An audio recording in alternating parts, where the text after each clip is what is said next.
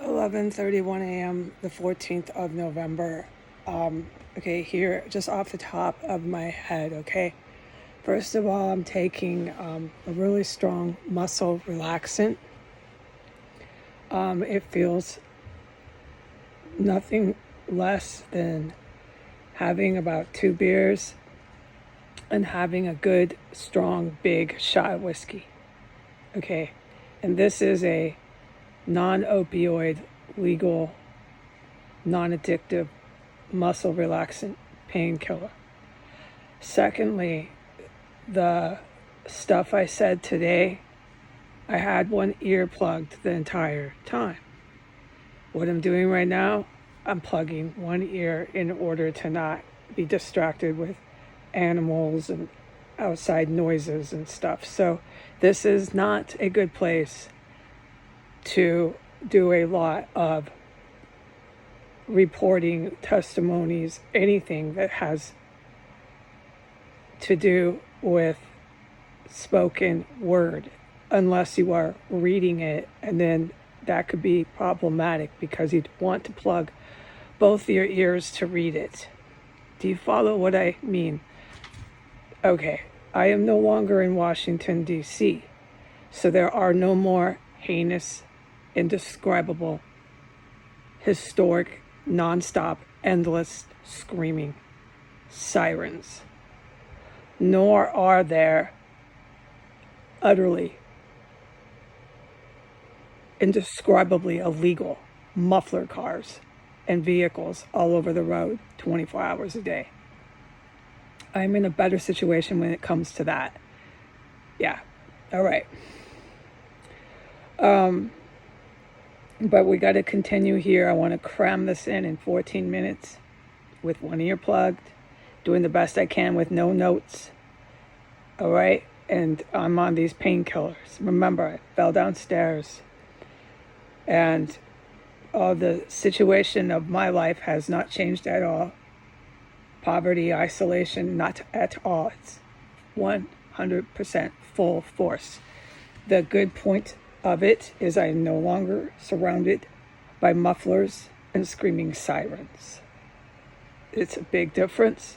And as far as the house I'm in, I cannot say one word about it. Or obviously about my mom, I wouldn't do that. I would never want to cast a stone and cause a ripple that I would regret. So she's off the internet, and I praise God above for that guidance. The raspy voice, the sounding like I'm 65 when I'm not that old, that kind of stuff is not getting better. No. There'll be a day that I pray, God wills, that it does finally stop.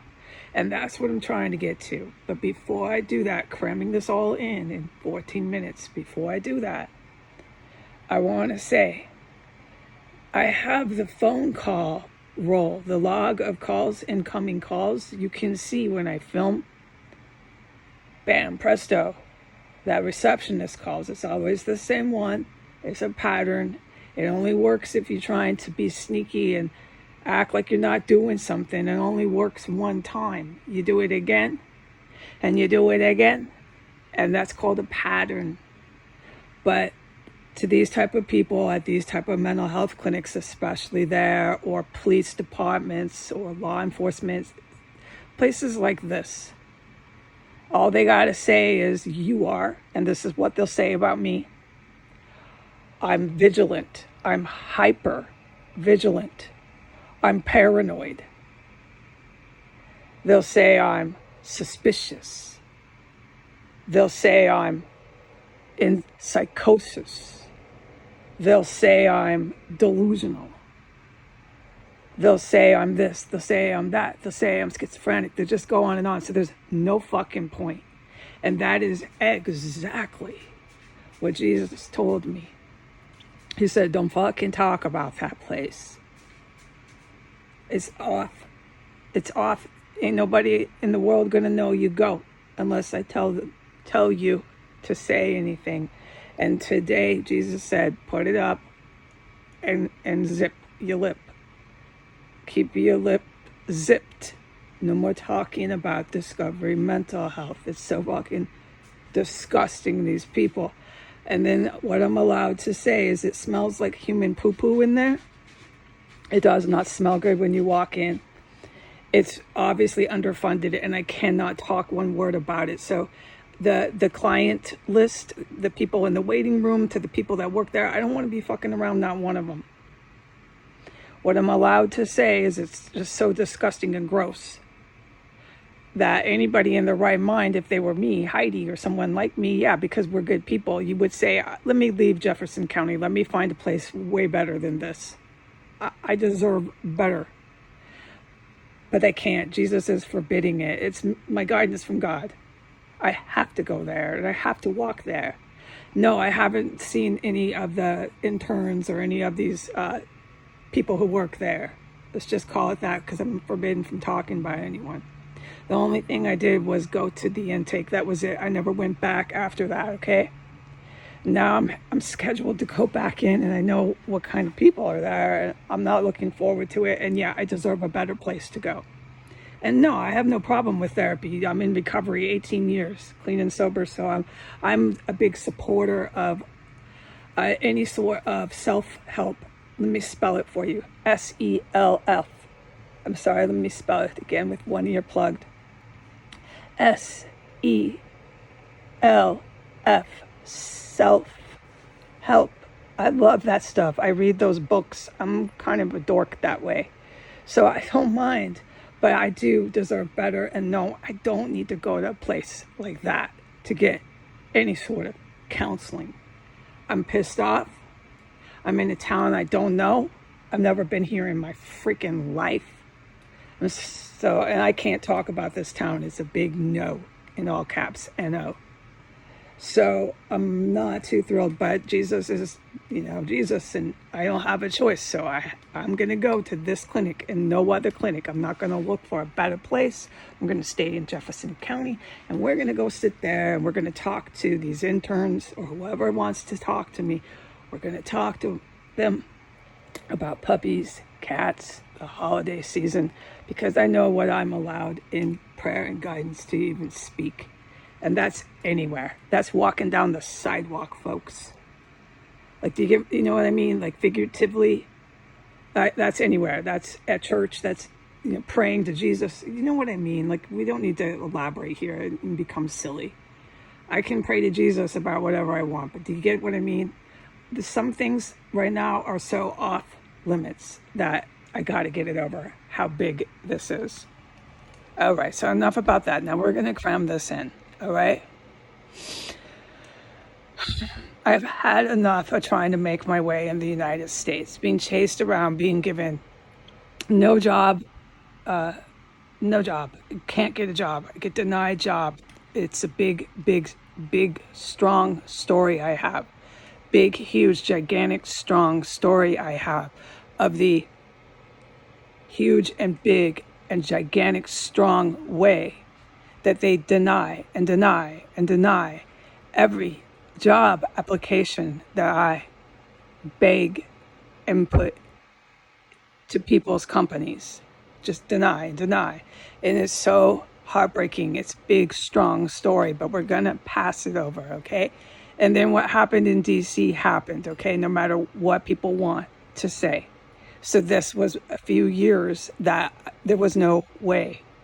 I was looking for a job. I was waiting to get out of there, and I was waiting to get out of there safely. But I can't say one word about Washington, D.C. So moving on. So now I'm here, and I'm back. I'm at Safeway. I'm at these places, and nothing has changed with the population here, the people of the United States. Nothing has changed. And we can get into descriptives, and we can write 1,000-word essays about it later. I'm just going to make this a 14-minute short video with my ear plugged in order to try to do this coherently. By the time I left Washington, D.C., and absolutely nothing had changed with the United States people.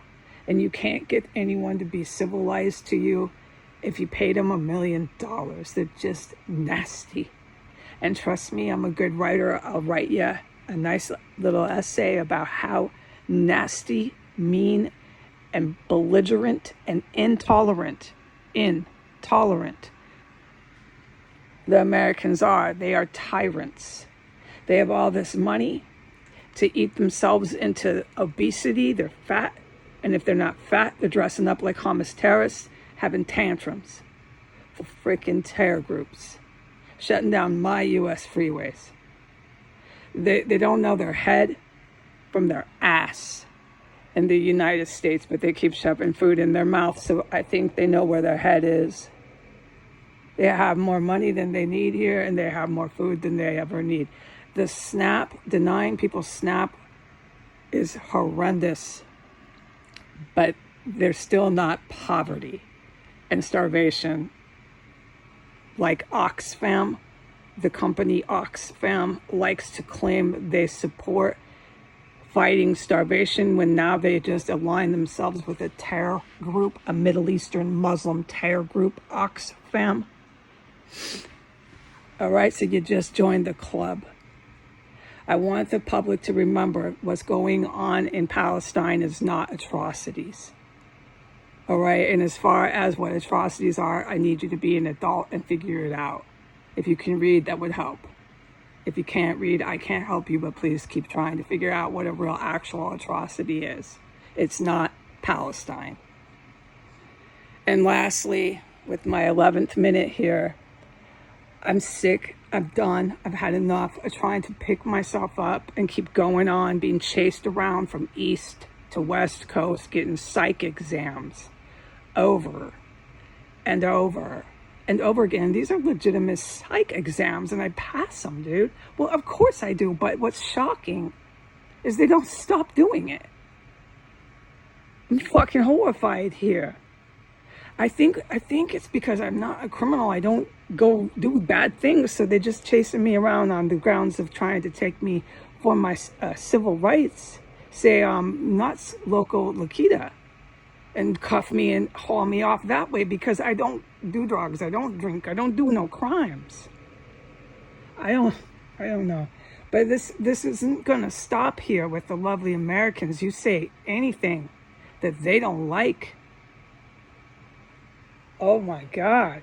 And they'll just come after you. They'll use their police. They'll use anyone. They'll say you're crazy. They'll say you're this. They'll say you're that. I mean, this is going on 8 entire years that I can't get a job.